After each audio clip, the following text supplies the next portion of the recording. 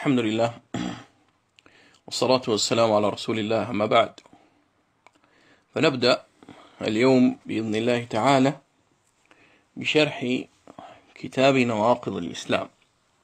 نواقض الإسلام للشيخ محمد بن عبد الوهاب رحمه الله.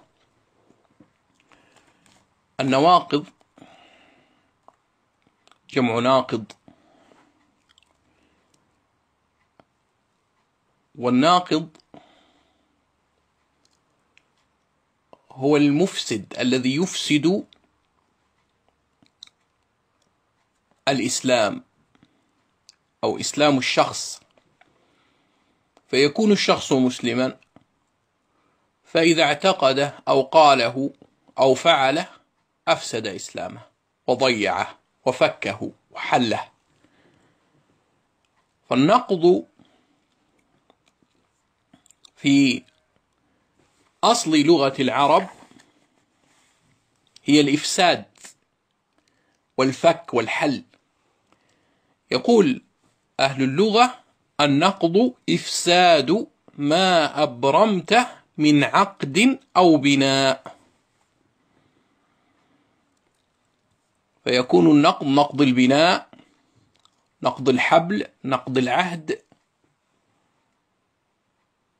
وينقضون عهد الله من بعد ميثاقه، كالتي نقضت غزلها، يعني فكته، حلته بعد أن غزلت غزلها، فكته فأفسدته. هذا معنى النقض. كنواقض الوضوء، يعني ما يفسد الوضوء. كذلك ها هنا نواقض الإسلام أي ما يفسد إسلامك. فإذا فعلته أو قلته أو اعتقدته أفسدت إسلامك. ما هي هذه الأشياء التي تسمى نواقض الإسلام؟ أي ما يفسد عليك إسلامك ويفكه ويحله فيزيله، فيصير الشخص به كافرا خارجا من ملة الإسلام. هذا معنى نواقض الإسلام. المؤلف رحمه الله ذكر لنا 10 من نواقض الإسلام، لكن هل هي محصورة في 10؟ لا، نواقض الإسلام كثيرة وكثيرة جدا. من أراد استيعابها بعد أن ينهي هذه الدروس يرجع إلى أي كتاب فقهي في أحكام المرتد أو باب الردة، سيجد كلام العلماء عنها هناك، وأكثر ما يتوسع في ذكرها وربما يذكر ما ليس منها الأحناف. والعبرة بالدليل، ليس كل ما ذكر في تلك الكتب هو من النواقض. هناك توسع عند بعض أصحاب المذاهب غير مرضي. العبرة بالدليل. إذن الذي نريد أن نصل إليه أن نواقض الإسلام أي مفسداته التي تفسد على المرء إسلامه وتضيعه ويصير بها كافرا هي أكثر من 10. لكن المؤلف رحمه الله ذكر ما هو مشهور ومنتشر، فيحتاج إلى تركيز عليه، وهذا يختلف من زمن إلى زمن آخر. فتنتشر وتشتهر بعض النواقض في زمن أكثر من انتشار غيرها، بينما في زمن آخر تنتشر أنواع أخرى أو تنتشر أنواع غير الأنواع المذكورة هنا. لكن هذه الأنواع التي ذكرها المؤلف هي من المهمات التي ينبغي على كل مسلم أن يتعلمها وأن يعرفها كي يحذرها ولا يقع فيها.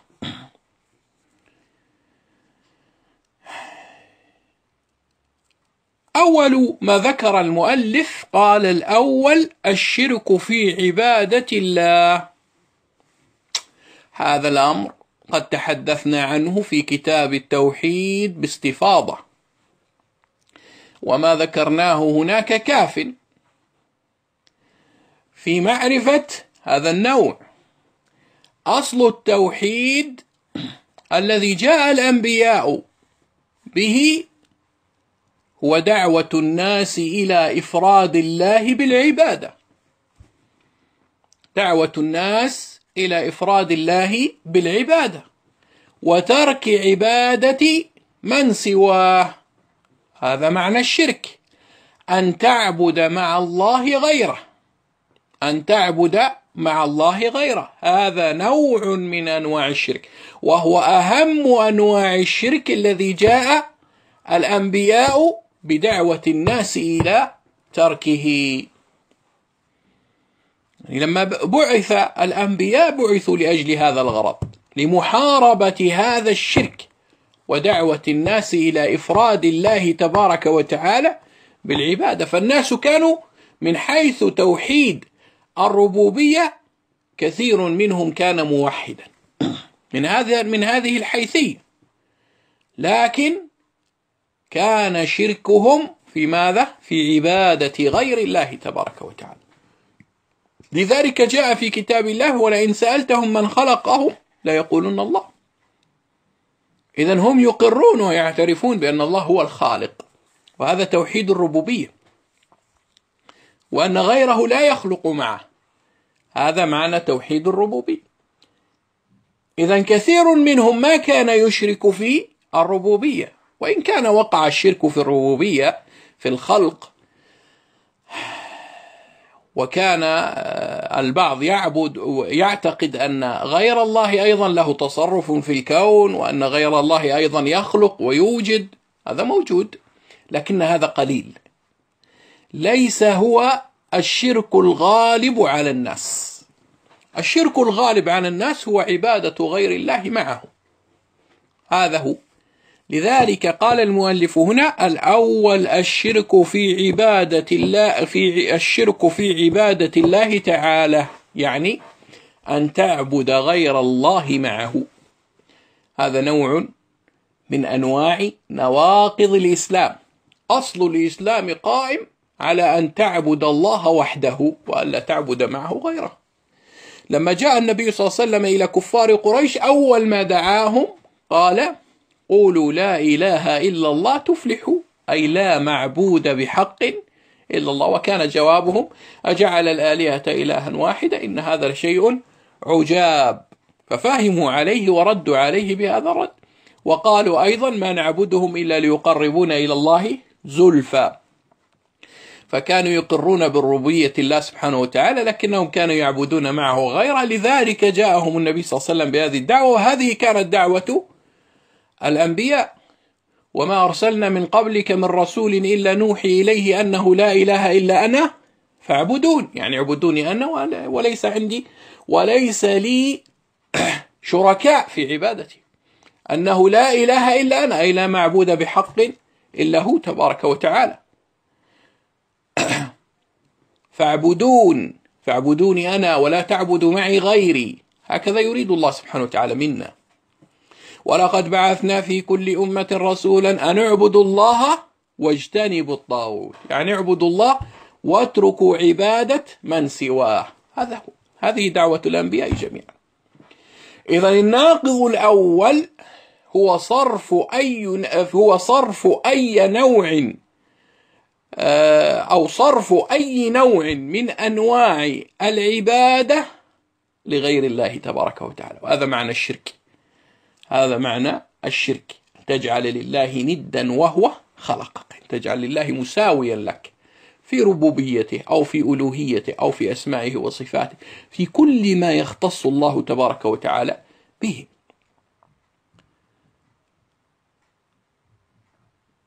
ويخص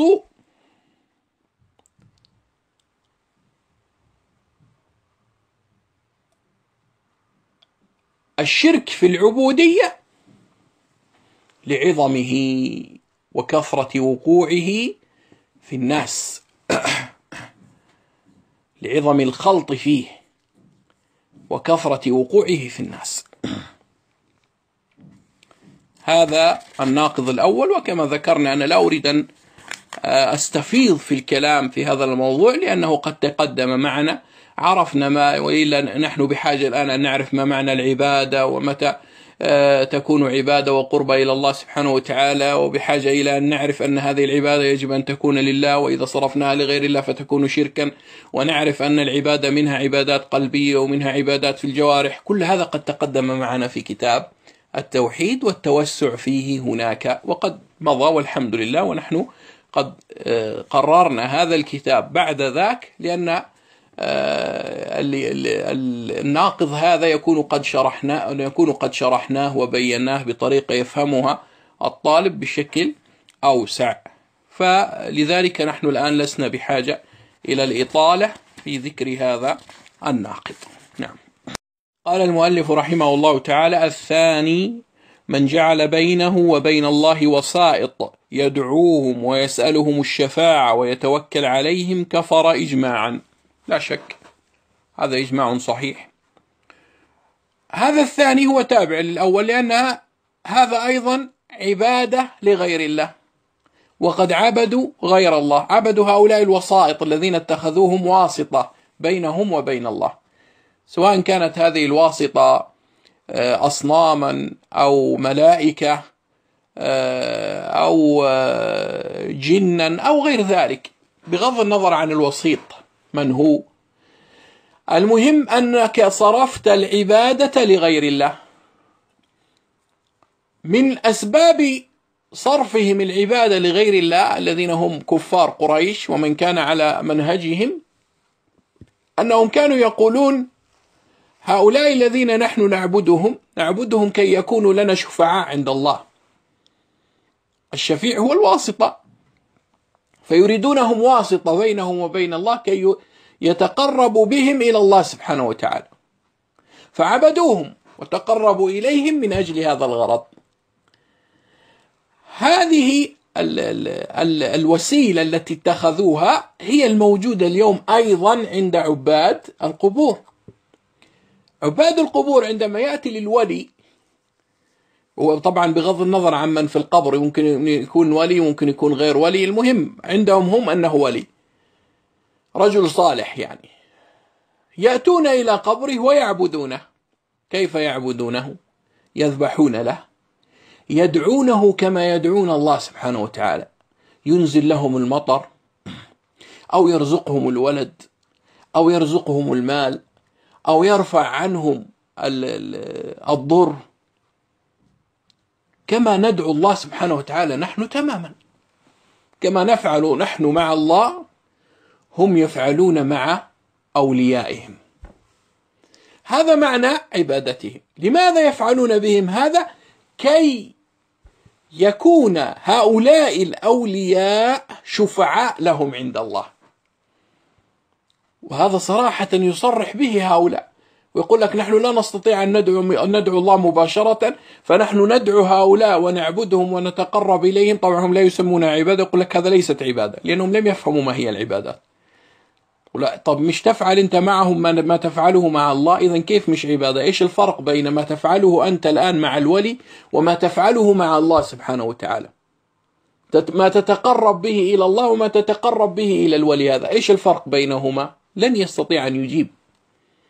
الحقيقة واحدة، أنت تدعو الله سبحانه وتعالى أن ينزل المطر وأن يرزقك الولد وأن ينعم عليك بأنواع النعم وأن يرفع عنك الضر، كذلك تلجأ إلى الولي وتفعل معه نفس الشيء. تذبح لله سبحانه وتعالى كي يرضى عنك وكي تتقرب إليه، وتذبح للولي كي يرضى عنك وتتقرب إليه، نفس الشيء، ما في أي فرق. إذن إيش هي العبادة؟ هذه العبادة. فهم يفعلون معهم هكذا، ويقول لك نحن نفعل معهم هكذا كي إيش؟ كي يكونون لنا واسطة عند الله سبحانه وتعالى، ويدعون الله سبحانه وتعالى لنا. إذا اتخذوهم شفعاء، سواء أنت عبدتهم على أنهم هم الذين يفعلون أو هم الذين يوصلونك إلى الله، بغض النظر عن السبب، المهم أنك عبدتهم ولا ما عبدتهم، هذا هو المهم في الموضوع. وهذه حجة كفار قريش الذين قاتلهم النبي صلى الله عليه وسلم ودعاهم إلى التوحيد وكفرهم إلى آخره. كانوا ماذا يقولون؟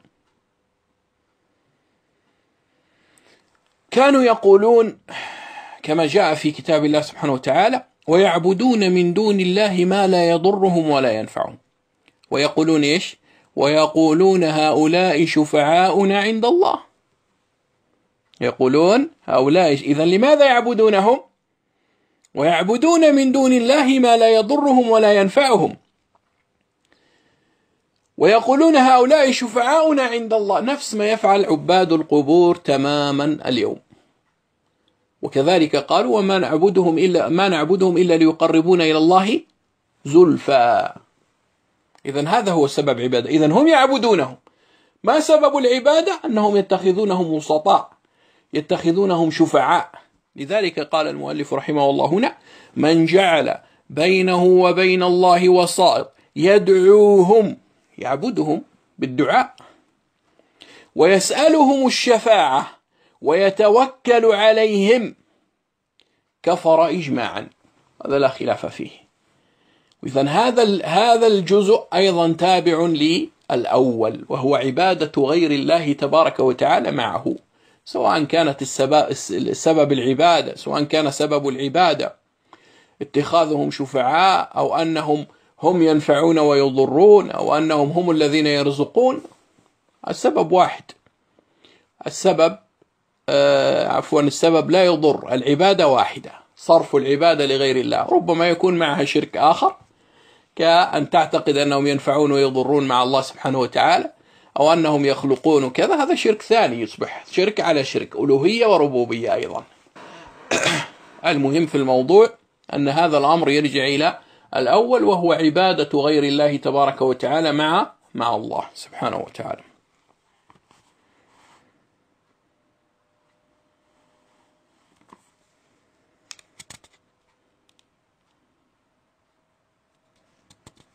طيب أنبه على أمر قبل أن أنتقل إلى الناقض الثالث، وهو خطأ في إجابة سؤالين في الاختبار. الأول، عندما سألنا عن حكم من حلف بغير الله، البعض أجاب بأنه شرك، لكن هذا الجواب لا يكفيني، يعني أنا فصلت لك في الشرح، فأنا أريد منك التفصيل. أنت طالب علم تريد أن تفتي غدا، جاءك شخص وسألك، تقول له شرك وتمضي، ما ينفع. تريد أن تفصل الآن. من حلف بغير الله أشرك، ما فيش، لكن إيش نوع الشرك هذا؟ لابد من التفصيل. كيف يكون التفصيل؟ تقول: إن عظم المحلوف به كتعظيمه لله أو أكثر، أشرك شركا أكبر، لأنه جعل المحلوف به مساويا لله تبارك وتعالى في التعظيم. وإذا لم يعظمه كتعظيمه لله أو أكثر، فيكون شركه أصغر. هكذا يكون التفصيل، هكذا يكون الجواب تاما. أما بالنسبة للسؤال الثاني الذي حصل فيه أيضا زلل كبير، وهو حكم الذي يطوف حول القبر. تخبطات في الإجابة كثيرة، وهذا السؤال حقيقة كان اختبار للفهم. والجواب الصحيح أن يقال: إذا طاف حول القبر لصاحب القبر، أي قربة له، أشرك شركا أكبر، لأنه صرف عبادة لغير الله.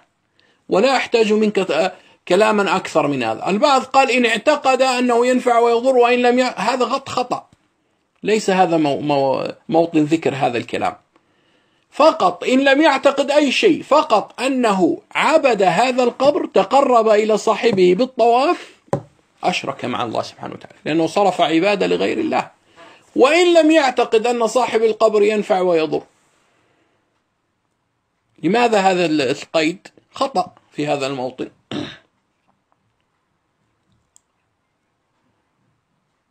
مجرد أن يصرف العبادة لغير الله أشرك. أما إن طاف حول القبر قربة لله لا لصاحب القبر، ولكن بدل أن يطوف حول الكعبة طاف حول القبر، نقول هذا بدعة محدثة وهو ذريعة إلى الشرك، لكن هو ليس بالشرك، لأنه ما صرف عبادة لغير الله، هو يعبد الله الآن، لكنه يعبده بشيء لم يشرعه الله تبارك وتعالى، فلذلك كان بدعة، وهو ذريعة إلى الشرك، لأن الذي يطوف حول القبر لله اليوم غدا يطوف حول القبر لغيره، أو يراه غيره فيظنه يتقرب لصاحب القبر فيقع فيه.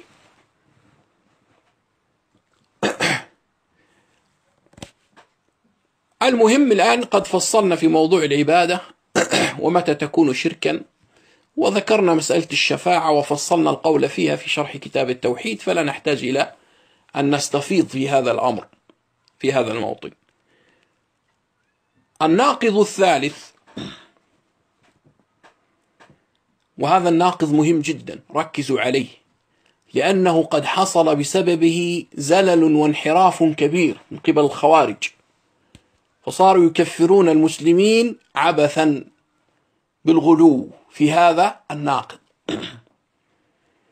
ناقض حق، لكن بناء على فهم العلماء الذين وضعوه. قال المؤلف: الثالث من لم يكفر المشركين أو شك في كفرهم أو صحح مذهبهم كفر. ثلاث أشياء ذكرها المؤلف هنا في هذا الناقض: لم يكفر المشركين، أو شك في كفرهم، أو صحح مذهبهم. ثلاث أمور. نبقى مع الأولى الآن. لم يكفر المشركين، أي مشركين المقصودون؟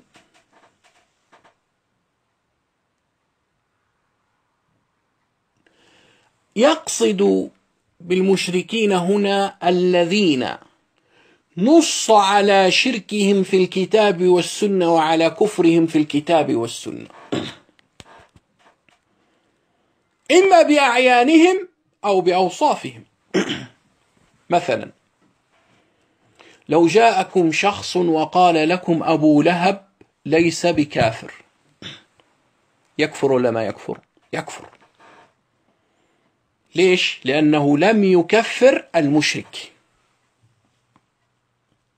أو جاءنا شخص وقال لنا كفار قريش الذين قاتلهم النبي صلى الله عليه وسلم لم يكونوا مشركين، يكفر ولا ما يكفر؟ يكفر. لماذا؟ لماذا من لم يكفر المشركين يكفر؟ لماذا؟ لأنه مكذب لكتاب الله ولسنة رسول الله صلى الله عليه وسلم، هو مأمور بالإيمان بهما وبما جاء فيهما، فإذا أنكر كفر من نص على كفره في الكتاب والسنة فهو مكذب وليس بمؤمن، وهذا هو الكفر. التكذيب أحد أنواع الكفر عند أهل السنة ومن أعظمها.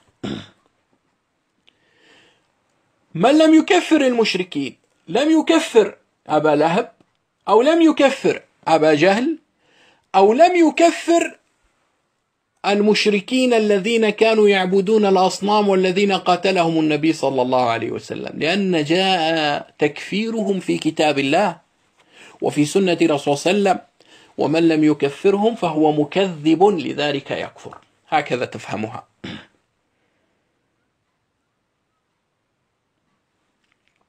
هذا الأول. الثاني: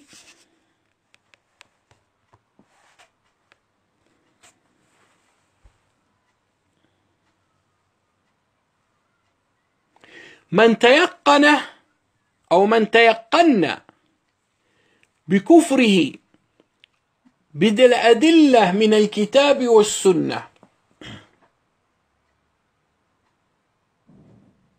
وبوقوعه في الكفر الواضح الصريح الذي لا مجال فيه للاجتهاد.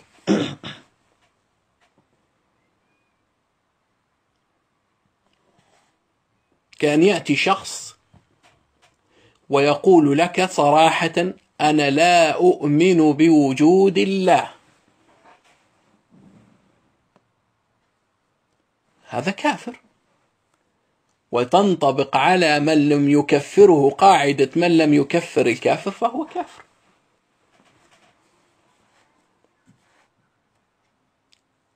لأن كفره أوضح من عين الشمس، والأدلة على ذلك من الكتاب والسنة ومنهج السلف متواتر. لذلك جاء في كلام ابن تيمية رحمه الله قال: